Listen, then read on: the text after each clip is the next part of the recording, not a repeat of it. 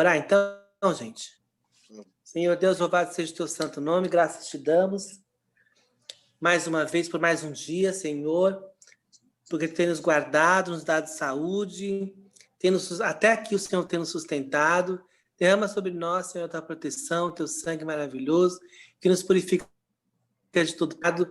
Guarda todo o teu povo, Senhor amado, da quarta do saber.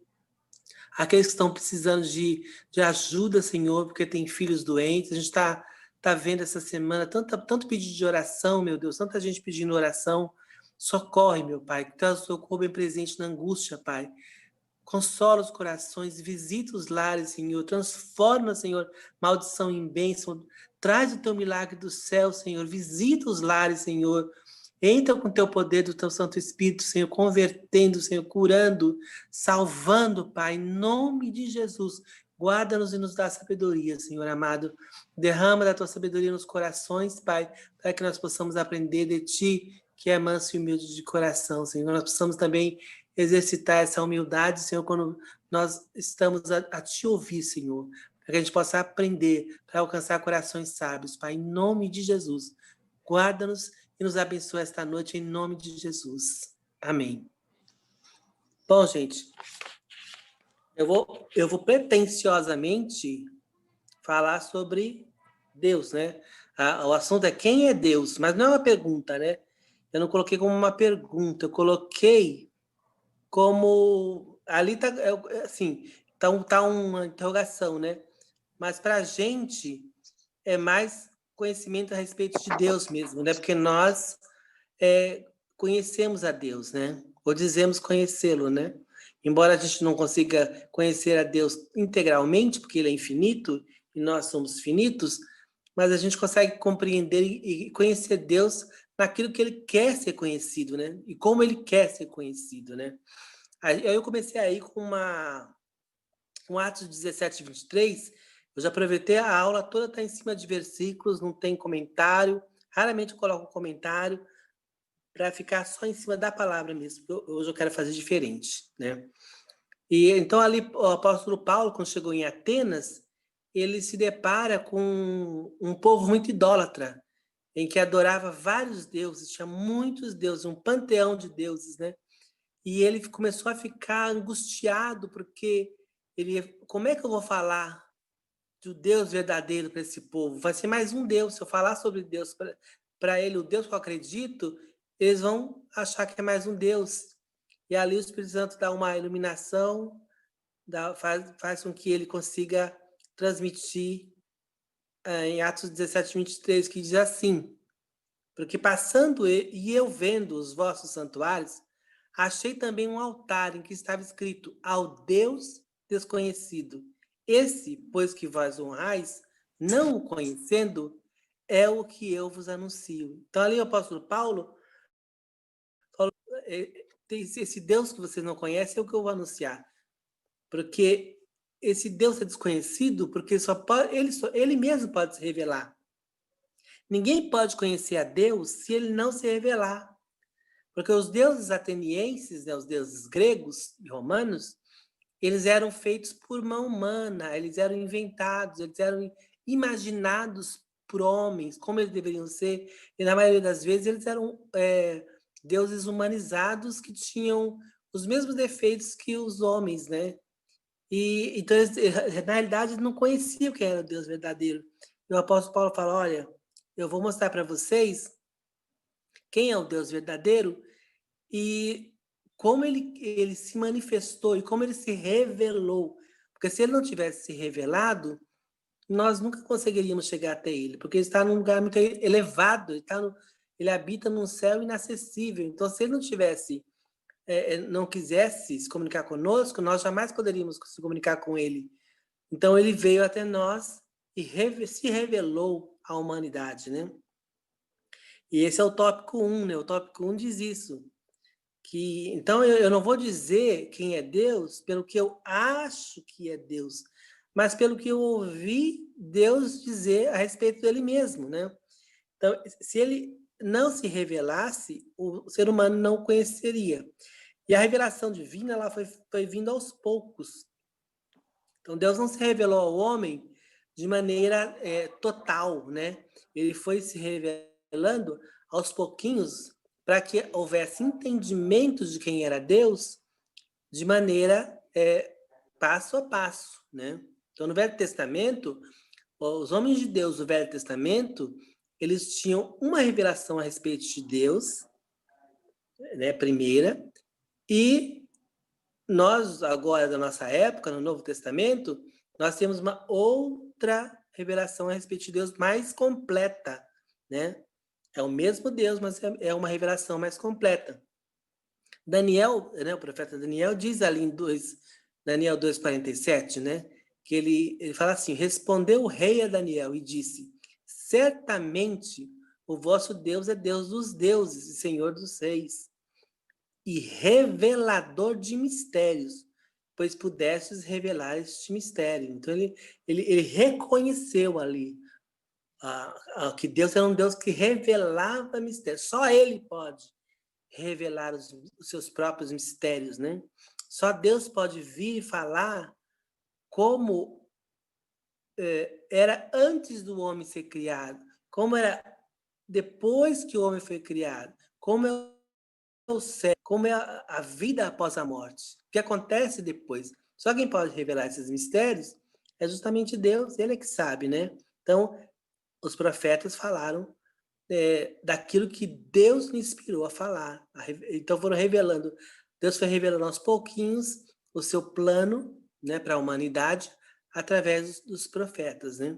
Deuteronômio 29 também diz isso: as coisas encobertas pertencem ao Senhor, porém as reveladas nos pertencem a nós e a nossos filhos para sempre. Então tudo aquilo que Deus quis revelar a seu respeito e a respeito das demais coisas, ele fez isso através das Escrituras. Então, ele inspirou profetas, patriarcas, apóstolos para escrever as Escrituras e para revelar quem ele era.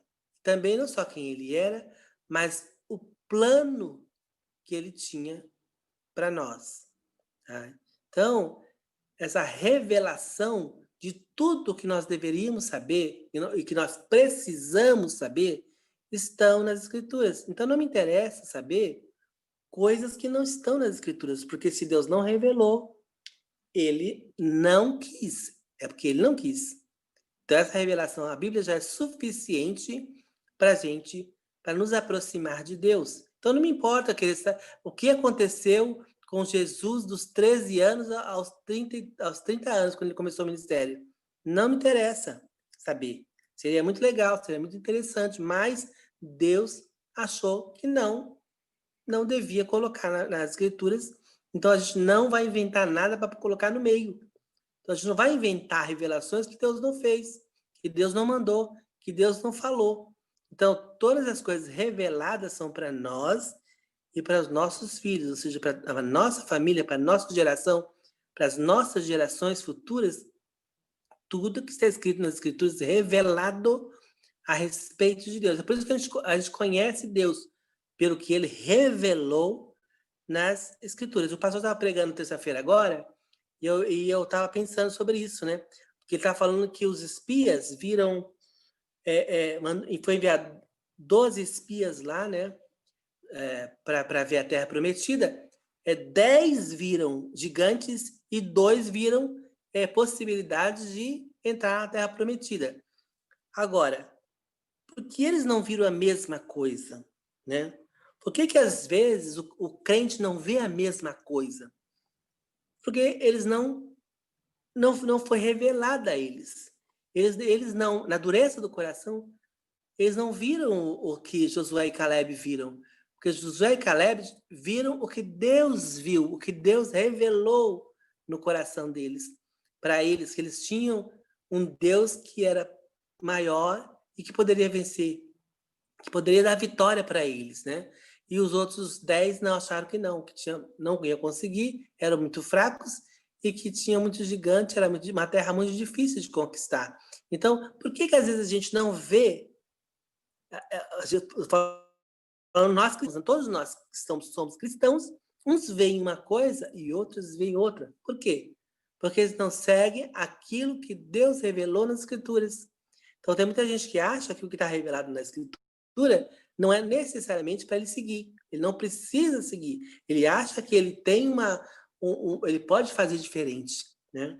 E aí é quando a gente se dá mal, porque quando a gente não segue a palavra de Deus, a gente vai pelos nossos próprios caminhos e caminhos que para o homem parecem corretos, mas vão dar em caminhos de morte, né? Isso também está na palavra, né? Então, a primeira revelação que Deus fez ao homem é que ele é criador. A gente vai ver isso no tópico 2, né? Então, Deus se revela como um Deus criador, que criou todas as coisas, né? Lá em Gênesis 1 e 27, e depois em Apocalipse também, quer dizer, no começo das Escrituras em Gênesis, no fim das Escrituras, Deus faz questão de mostrar que ele é o Criador, ele criou o homem, ele criou a mulher, ele criou os animais, ele criou os planetas, ele criou o universo, ele criou todas as coisas, foram criadas por ele. Então ele fez questão de dizer, olha, eu sou o Criador, eu estou me manifestando como Criador. Então quando ele introduziu o homem no Éden, ele falou, olha, isso tudo foi criado para você, eu fiz isso para você. Então Adão ali, ele conhecia um Deus criador, um Deus que era poderoso para fazer, um Deus maravilhoso que podia criar do nada, né? Só com a palavra da sua boca, o universo, criar coisas, né? E colocar o homem ali também, que foi criado à imagem e semelhança de Deus. Então, nesse Gênesis 1, no princípio criou Deus o céu e a terra, e criou o homem à sua imagem, a imagem de Deus criou, o homem e a mulher os criou. Então Deus criou o homem à sua imagem, ele não só fez um homem, ele não só fez a mulher, mas ele fez a sua própria imagem, ou seja, a pessoa tinha uma discussão de o que era a imagem de Deus, né? E hoje a gente já tem o conhecimento que é o espírito, né? Porque todos os animais, todas as criaturas não têm o espírito. E Deus colocou na humanidade quando soprou sobre as narinas de Adão e fez a alma vivente, né? Então ele se tornou vivo e teve consciência de que estava vivo porque ele recebeu não do oxigênio, ele não foi a primeira coisa que ele respirou. Eu sempre gosto de falar isso, né? Adão não respirou oxigênio para tornar a alma vivente. Ele respirou daquilo que Deus respirava, né?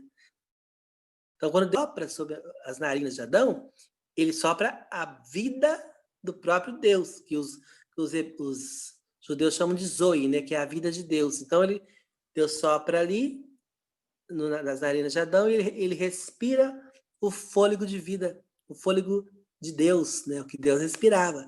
É por isso que a criação do homem é eterna, né?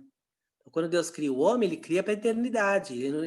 Deus não estava fazendo um homem, criando um homem assim, pode dar certo, pode não dar certo, descartável. Não, o homem era para viver eternamente com Deus. Esse é o plano que Deus tinha. Então, é por isso que ou você passa a eternidade com Deus, ou você passa a eternidade sem Deus. Mas a tua alma, o teu espírito não vai acabar nunca mais, porque aquilo que Deus soprou em você era eterno, né? Então, esse que é uma coisa incrível, né?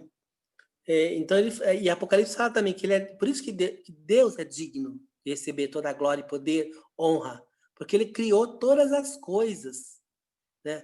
Ele fala assim, por tua vontade são e foram criados. Então, Deus não criou, tem pessoas que dizem que Deus criou o homem porque ele se sentia solitário, aí Deus foi lá e criou o homem para fazer companhia. Não foi nada disso. A Bíblia fala bem clara que ele fez isso por vontade própria, partiu de Deus. Ele quis fazer. Não foi por carência nem por nada disso. Tá? Ele simplesmente ele quis fazer. O amor de Deus é tão grande que ele quer. A tendência do amor é expandir esse amor. E se ele é criador, a tendência de um criador é criar, né? Ele não pode ficar guardando aquilo, a capacidade que ele tem, né? Ele não pode pegar e falar assim, eu não vou criar nada. Mas você não é criador? Como é que você vai negar esse seu jeito, né? Esse seu poder, esse seu atributo, né, de Deus, de ser criador? É impossível. Tanto é que o homem também é criativo, né? Pode ver que o homem também cria coisas. A semelhança de Deus está no homem até nisso. Porque o homem também criou muitas coisas. Criou navio, avião, televisão, telefone, enfim, várias coisas. Só que a diferença é que Deus criou do nada, né? E o homem cria a partir das coisas que existem, né? Mas já é uma semelhança com o Criador, né? O homem também é inventivo, também é criativo. Essa é uma característica que Deus passou para nós também, né? Então, essencialmente, Deus é criador. Né? Se você vê a criação de Deus, nada se repete, nada é igual, é de um capricho absurdo, o ser humano é de um capricho incrível, os animais é de uma coisa assim, você fica vendo, eu gosto muito de ver aquele Animal Planet, porque eles falam muito comigo, já falei isso também, né? E eu fico besta de ver como Deus é maravilhoso, como ele é inventivo, criativo, perfeito, é espetacular, né? E tem também uns que falam isso, né? Que chamam Deus de Gadu, que não é Maria Gadu, não, né? É uma sigla que diz assim, é o grande arquiteto do universo, né? Eles acreditam que Deus arquitetou o universo, né? Ele fez lá as plantas, mas ele não executou a criação. Ele deu a ordem lá para alguém, para um anjo, ou para um demiurgo, que eles chamam, né? Não vou entrar nos detalhes agora. Então, Deus só arquitetou, ele não fez. A Bíblia diz que ele não só arquitetou, ele planejou, como ele executou, porque ninguém tinha poder para fazer. Mesmo que ele desse ordem para um anjo fazer, um anjo não iria fazer, porque ele não tem poder para fazer. Né? Então, Deus tinha que fazer. Ele tinha que planejar e executar. Então, primeiro ele se revela ali como criador da humanidade. Ele, por vontade própria, ele nos criou. Tá? Para a glória do céu, para glorificar o nome de Deus. Depois ele se revela como amor. Né? Logo em seguida, ele vai se revelar, então, como um Deus de amor. Há uma discussão, né? As pessoas falam muito sobre o Deus do Velho Testamento não é o mesmo Deus do Novo Testamento, porque no Novo Testamento ele se manifesta como amor, ele perdoador e tudo, e o do Velho Testamento ele é duro, ele é muito forte, irado e tal. Mas se você ler com tranquilidade, se você ler de verdade, você vai ver que é o mesmo Deus. Porque o que o povo de Israel tentou a Deus, o que o povo de Israel provocou Deus, ninguém suportaria, a não ser que amasse muito esse povo. Porque depois de Deus tirar o povo do Egito, fazer milhares de prodígios e milagres no deserto, o povo ainda virou as costas para Deus. O povo de Israel depois abandonou Deus quando estava no reinado. Em todo momento o povo de Israel dava as costas para Deus, Deus ia lá, perdoava, aí eles voltavam, depois voltavam de novo para o pecado, aí Deus perdoava, eles voltavam para perdoava. Então, os 70 vezes 7 de Jesus, que ele ensinou que a gente tem que perdoar, acho que Deus já perdoou mais 700 vezes 7, mais que isso até, né? Então, quer mais amor do que isso? É um Deus que está sempre pronto a perdoar, sempre pronto a não, vamos dar mais uma chance. Vamos de novo. É amor em essência. Então, o Deus do Velho Testamento é o mesmo do Novo. Exatamente o mesmo. E ele se revela através desse amor, né? E ele vai nos ensinando que, ali em 1 João 4:8, 16, né, que ele fala, aquele que não ama, não conhece a Deus. Né? Porque Deus é amor. E nós conhecemos e cremos no amor que Deus nos tem. E nós conhecemos e cremos no amor que Deus nos tem. Deus é amor. E quem está em amor está em Deus e Deus nele. Tá? Então, um dos sinais, até Jesus falou isso, né? Que os sinais de que nós seríamos reconhecidos como discípulos de Cristo, né? adoradores de Deus, era que nós nos amássemos uns aos outros e ao próximo como a nós mesmos. Então, o nosso distintivo, o que ia nos distinguir dos outros era o amor que a gente tem. Então, esse é um dos atributos que Deus fala, eu sou, né? O Deus, eu sou, diz, Deus é amor. Ele afirma, eu sou amor. Então, de muitas coisas que Deus diz que era, uma delas é que ele é amor. Então, ninguém pode amar mais do que Deus, porque ele é a fonte de todo amor, né? Então, às vezes eu dou risada quando as pessoas querem tomar decisão na vida e falam, não, eu vou fazer isso porque eu amo, né? Eu amo a pessoa tal. Sempre para justificar o erro, né?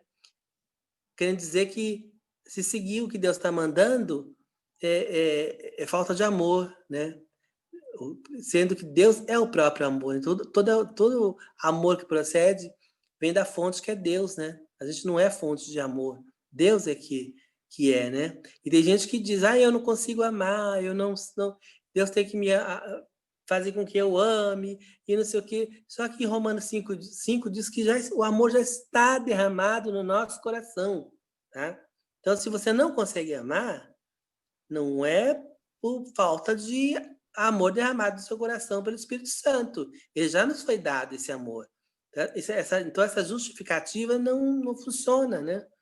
Não funciona mais, porque Deus já nos concedeu o poder para amar. E lá em Romanos 5 diz isso, Romanos 5:5, tá? Então, é muito importante a gente... o amor é um atributo que Deus tem, que ele transferiu para a gente, né?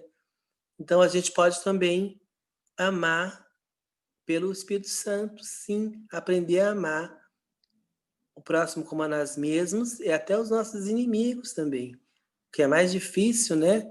Mas este amor de Deus tem este poder. O amor de Deus tem que ser um distintivo na nossa vida, tá? Então a gente conhece quem segue a Deus se ele ama, é o amor, né? Esse é muito importante na nossa vida.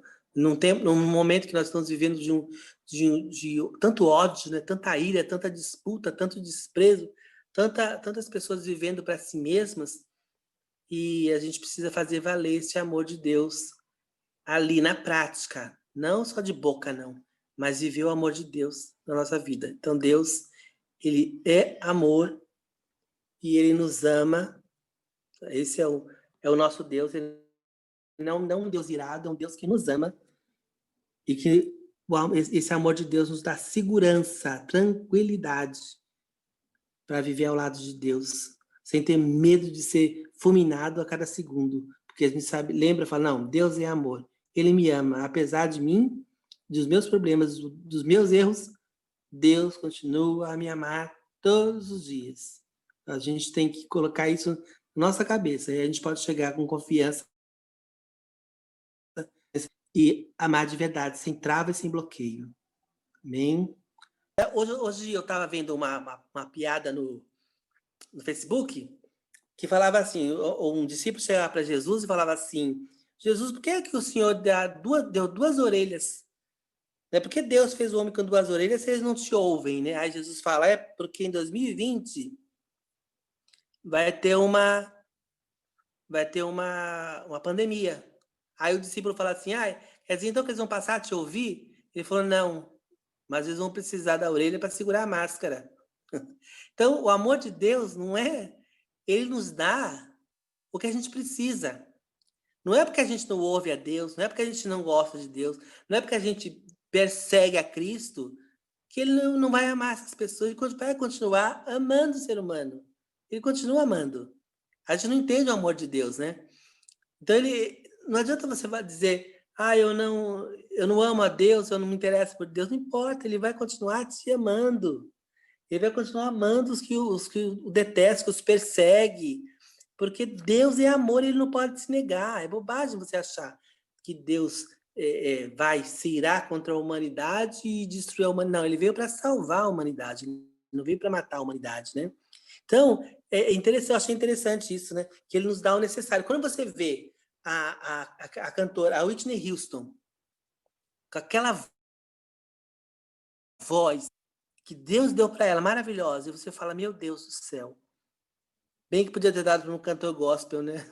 Aí nessa hora você fala assim, não, Deus não faz acepção de pessoa.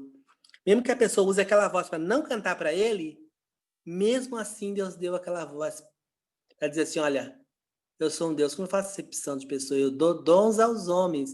Como eles vão usar, já não é meu problema. Então, aquilo que Deus nos concede, a gente tem que usar dele para glorificar o nome dele. Mas se você usar para você mesmo, né? Aí já não é mais problema de Deus, mas ele demonstra o amor dele por nós dessa maneira, nos amando, né? E logo em seguida, então, ele vai no quarto, né? Item 4, ele vai nos mostrar, nos revelar como pai, né? Então, ali Jesus falando, Nando, então Deus ali vai se revelar como pai, né? O que significa pai? Pai é intimidade, porque no Velho Testamento as pessoas tinham Deus como muito distante, né?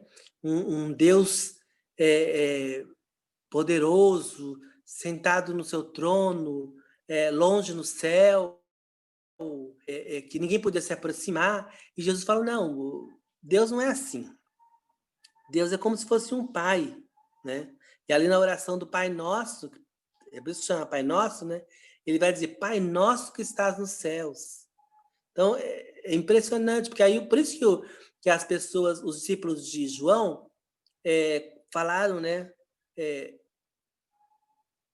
Para Jesus ensinar como orar, porque ele orava diferente. Jesus, ele orava diferente. Ele orava com uma intimidade com Deus que as pessoas não tinham, né?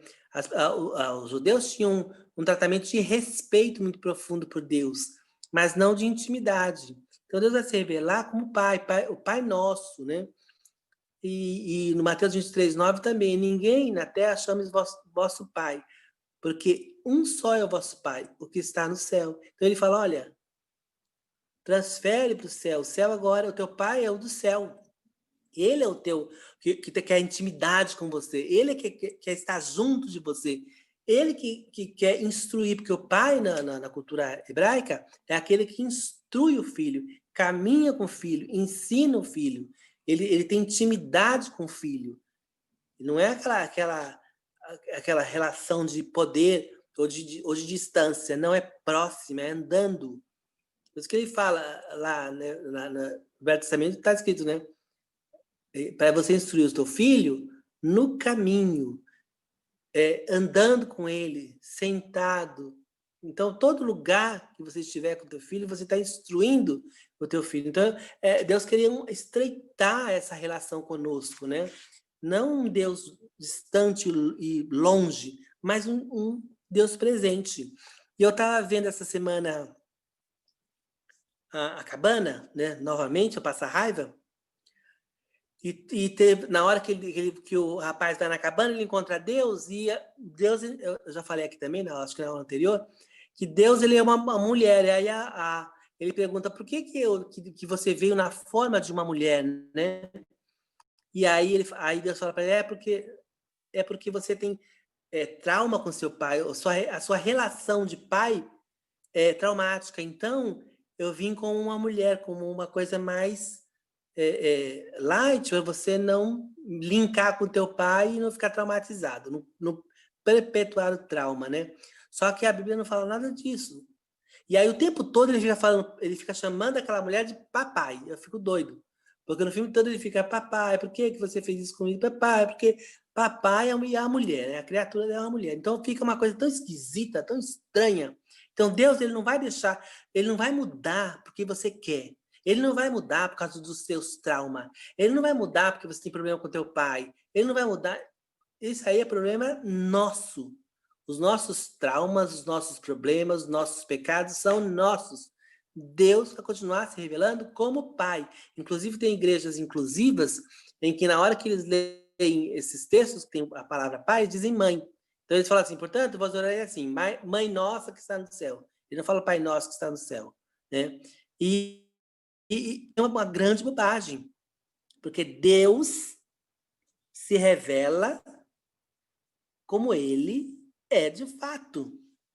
Então, se ele fala, eu quero ser chamado de pai, eu sou pai que está no céu, nós temos que ter esse relacionamento com Deus como pai, porque ele se revelou como pai, tá? Ele é o nosso pai. Então, isso aí, ele vem nos mostrar uma intimidade, né? Eu não tive uma figura paterna muito, assim, íntima, né? Eu não sei quanto aos irmãos, acho que talvez alguns sim. Eu nunca tive problema de paternidade, nem nada desses problemas traumáticos, mas meu pai era meio, assim, na dele, meio... Não era um pai muito desses, assim, modernos, que briga com os filhos, sai com os filhos, leva para lá, leva para cá, faz aquilo, não. Ele era na dele, ficava sentadinho no canto dele, vendo a televisão, a gente ao redor, e era o que bastava para ele. Então, ele mostrava o amor dele assim, era, eu tô aqui, eu não vou brincar de bola, nem vou fazer nada, não vou interagir com vocês, mas eu tô aqui. Se precisar, eu tô aqui. Então, o meu relacionamento com meu pai é diferente do que eu tenho com meu Deus. Com o meu Deus, ele é bem presente na minha vida. Com Deus eu tenho intimidade para contar toda a minha vida. A minha intimidade com Deus é muito maior do que eu tinha com o meu pai, né? Então, aos poucos, Deus foi me ensinando essa intimidade de pai mesmo, e tirando aqueles meus problemas que eu tinha com meu pai, e ele foi me ensinando, aos pouquinhos ele foi me ensinando como fazer, como me aproximar dele, como eu me aproximar cada vez mais de Deus. Então, isso que é maravilhoso, porque ele vai tirando da gente os entraves, tá? Ele é quem vai tirando. Então, a gente vai aprendendo. Não é eu vou mudar o nome de Deus para mãe, ou eu vou falar, minha mãe foi pai e mãe para mim. Não, minha mãe não foi pai e mãe, minha mãe foi mãe. Né? E ele vai tirando esses traumas da gente, ele vai tirando esses bloqueios, ele vai nos ensinando, e a gente vai percebendo, até para a gente depois exercitar, se tiver filho, também seguir os exemplos do pai que está no céu, no trato, da intimidade, no cuidado. Tá? Então, essa é a função da revelação de Deus como pai, a intimidade, né? A gente tem que guardar, tem que aprender como Deus se revela e como ele quer ser tratado, né? Isso é importante. Não só a revelação de Deus, mas como ele quer que a gente entenda as coisas que ele está nos revelando. Isso é muito importante. Né?